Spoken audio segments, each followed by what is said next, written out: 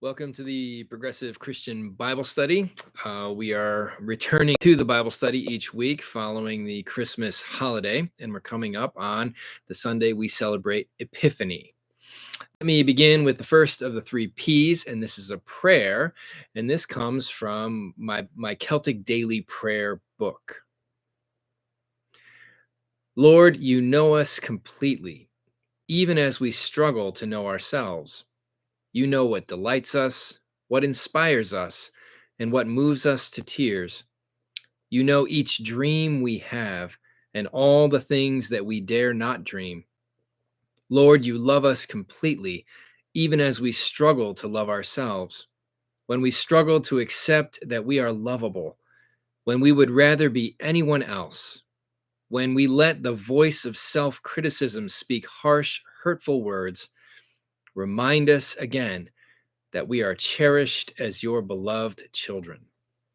Amen. A good prayer to begin the new year. The second of the three P's is perspective. And again, we're coming up on Epiphany Sunday, the Sunday we celebrate Epiphany in our church. And the word epiphany comes from an old Greek word that means manifestation or appearing.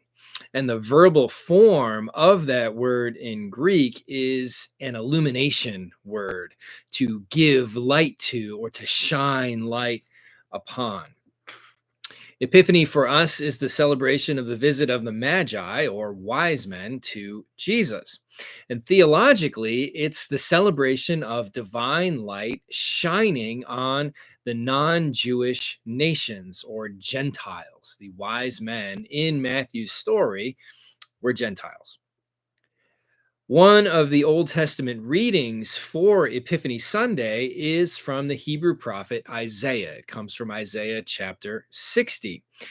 And that passage opens with these words: "Arise, shine, for your light has come." And the passage continues: "Nations," or Gentiles, goyim in Hebrew, "shall come to your light, and kings to the brightness of your dawn." And the passage concludes with these words: "The wealth of nations shall arrive. They shall bring gold and frankincense."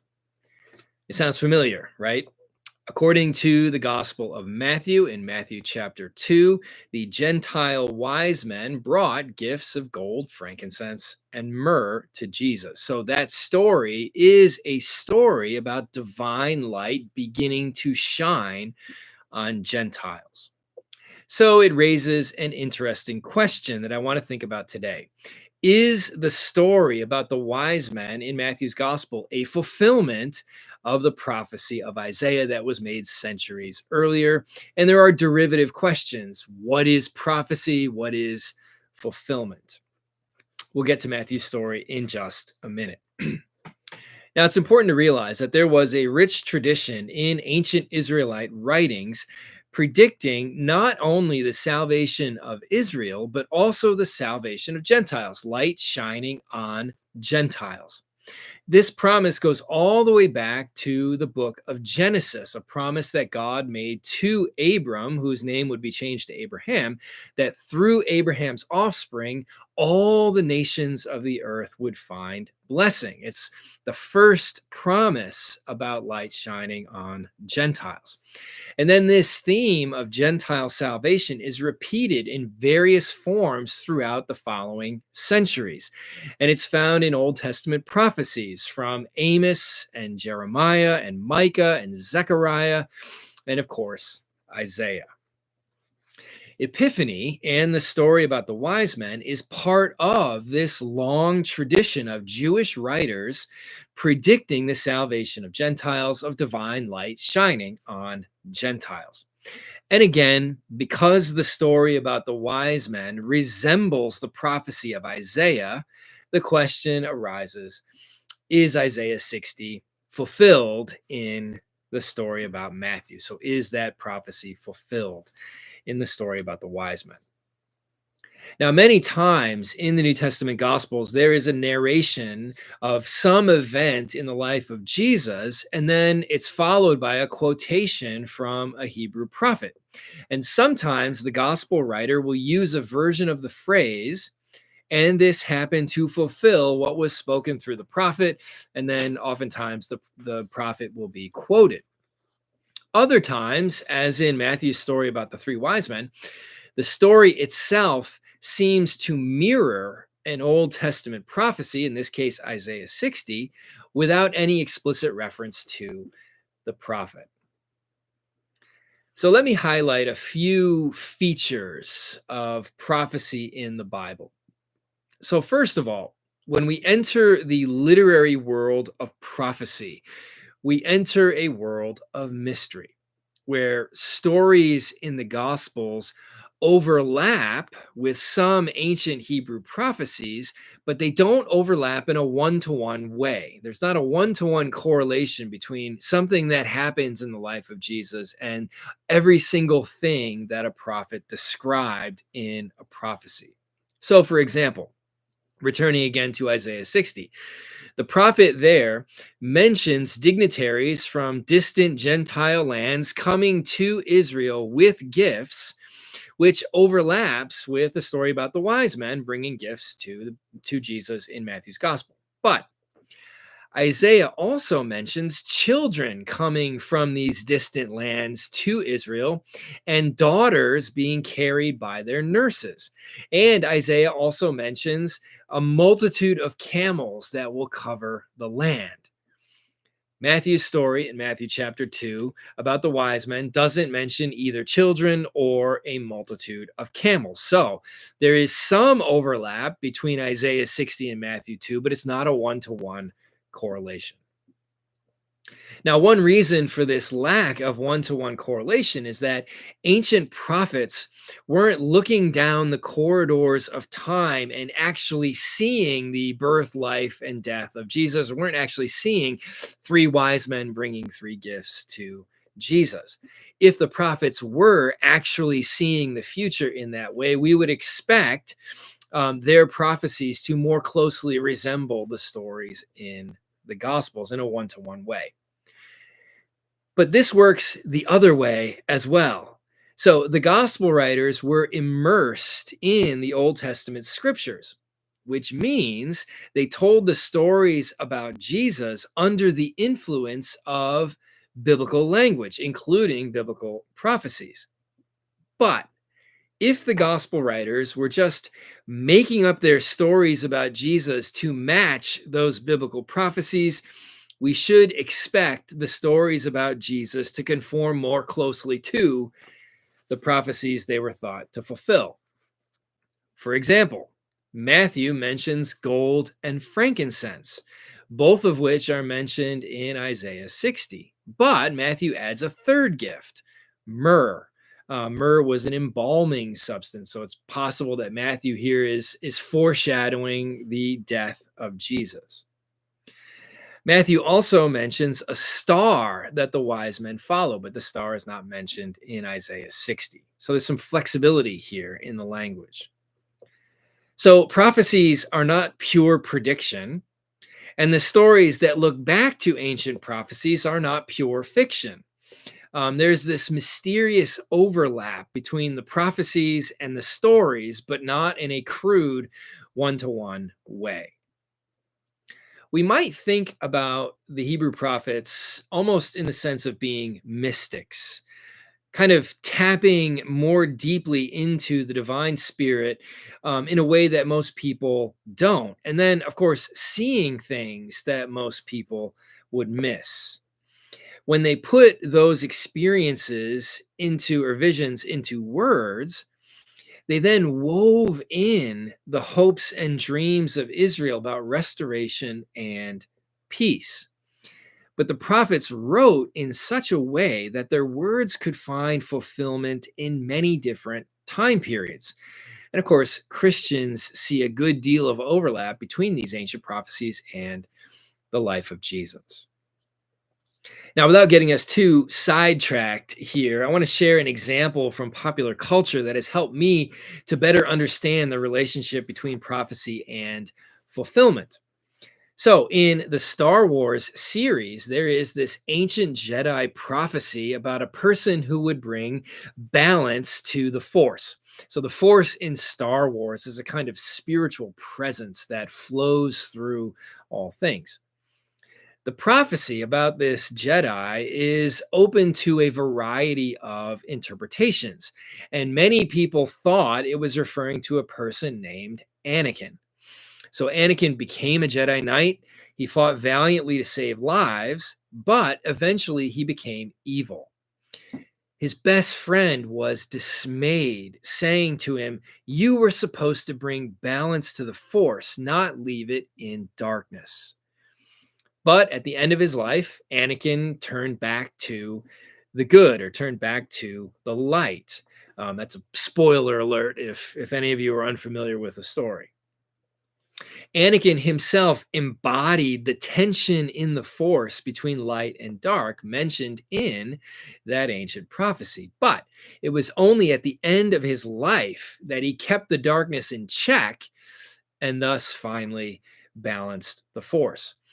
No one could have predicted this in advance. But that's the point of prophecy. Prophecies are, by their very nature, mysterious and open to interpretation. And because their language is often so flexible, they can apply to a variety of contexts and in a variety of ways. They are part of the storytelling interpretive process that often happens in hindsight, looking back. Okay, so now let's take a look at the text. This is Matthew chapter 2, verses 1 through 12. This is the third of the three pieces of scripture. In the time of King Herod, after Jesus was born in Bethlehem of Judea, wise men from the east came to Jerusalem asking, "Where is the child who has been born King of the Jews? For we observed his star at its rising and have come to pay him homage." When King Herod heard this, he was frightened, and all Jerusalem with him. And calling together all the chief priests and scribes of the people, he inquired of them where the Messiah was to be born. They told him, "In Bethlehem of Judea, for so it has been written by the prophet." Explicit prophecy here. "And you, Bethlehem, in the land of Judah, are by no means least among the rulers of Judah, for from you shall come a ruler who is to shepherd my people Israel." Then Herod secretly called for the wise men and learned from them the exact time when the star had appeared. Then he sent them to Bethlehem, saying, "Go and search diligently for the child, and when you have found him, bring me word, so that I may also go and pay him homage." When they had heard the king, they set out, and there ahead of them went the star that they had seen at its rising, until it stopped over the place where the child was. When they saw that the star had stopped, they were overwhelmed with joy. On entering the house, they saw the child with Mary, his mother, and they knelt down and paid him homage. Then, opening their treasure chests, they offered him gifts of gold, frankincense, and myrrh. And having been warned in a dream not to return to Herod, they left for their own country by another road.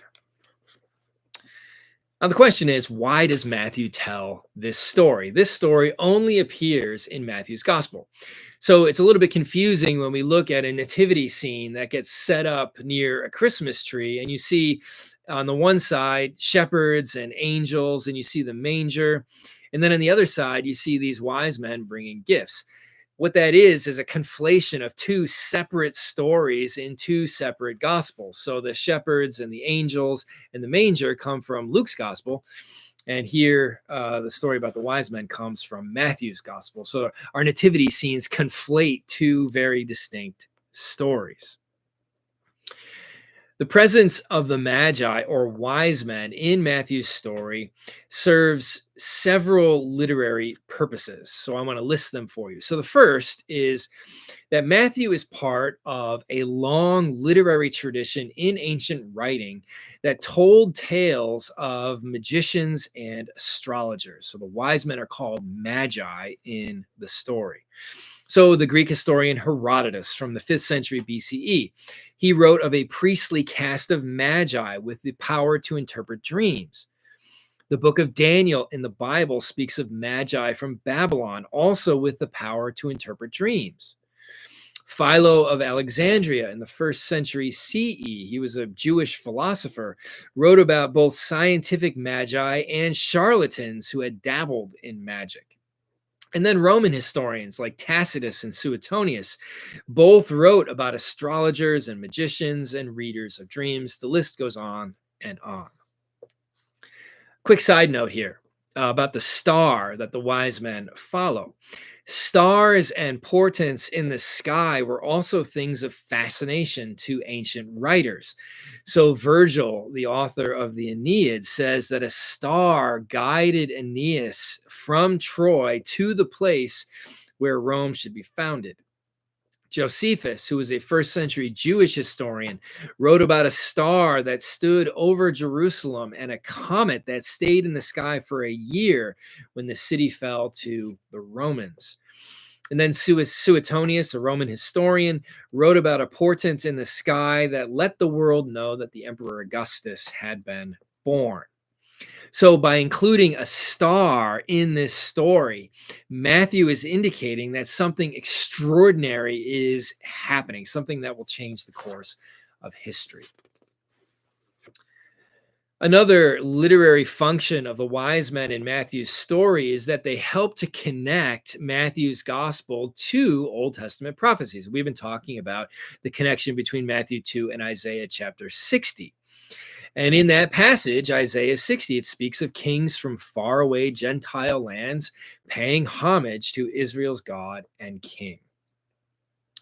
A third literary function of the wise men's story is that this story recalls the genealogy of Jesus at the very beginning of Matthew's gospel. And in that genealogy, there are several people who are Gentiles, who are ancestors of Jesus: Tamar, Rahab, Ruth, the wife of Uriah, who was Bathsheba. So you have this story about Gentiles looking back to the genealogy of Jesus that included the names of Gentiles. So you have light shining on Gentiles right at the beginning of Matthew's gospel.